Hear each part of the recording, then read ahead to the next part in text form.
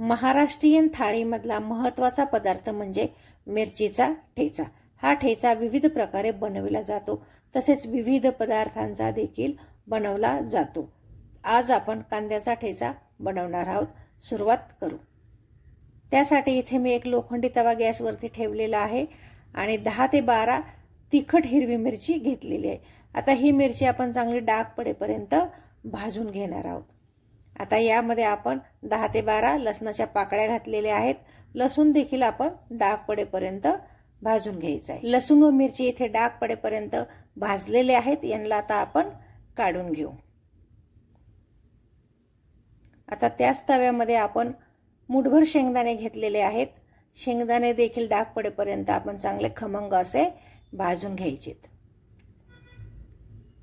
या प्रकारे शेंगदाण्यावरती डाग पडले गेले पाहिजेत। आता शेंगदाणे आपले भाजून झालेले आहेत। गॅस बंद करायचा। शेंगदाणे आता आपण बाउलमध्ये काढून घेऊ। आता इथे मी एक दगडी खलबत्ता घेतलेला आहे। दगडी खलबत्त्यामध्ये अगोदर मिरची व लसूण आपण चांगला ठेचून घेणार आहोत। पाटा वरवंटा किंवा दगडी खलबत्त्यामध्ये वाटलेले पदार्थ किंवा ठेचलेले पदार्थ यांना एक वेगळीच चव असते। अतिशय चवदार असे हे पदार्थ बनले जातात। आता हे काढून घेऊ। आता यामध्ये आपण शेंगदाणे घालू। शेंगदाणे देखील आपण ओबडधोबड कुटून घेणार आहोत। मिरची, लसूण व शेंगदाणे जास्ती बारीक न करता ओबडधोबडच असे कुटून घ्यायचे। आता शेंगदाणे देखील इथे कुटून झालेले आहेत, ते देखील आता आपण काढून घेऊ। गॅसवरती लोखंडी तवा ठेवलेला आहे। तवा गरम झाला की 1 चमचा यामध्ये तेल घालायचे।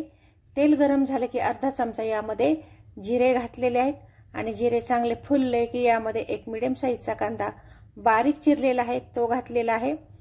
कांदा जास्ती गुलाबीसर न करता नुसता थोडासा परतून घ्यायचा आहे। आता यावरती आपण मिरचीचा ठेचा घालून घेऊ आणि हे व्यवस्थित आता परतून घ्यायचे। खूप जास्ती वेळ याला परतायचं नाही। याचा रंग बदलला गेला नाही पाहिजे इतपतच याला परतून घ्यायचे। यावरती आता आपण शेंगदाण्याचा कूट घालू। हे देखील व्यवस्थित परतून घ्यायचे। ज्वारीची भाकरी, बाजरीची भाकरी यासोबत हा ठेचा खमंग असा लागतो। आता यावरती आपण चवीनुसार मीठ घालू।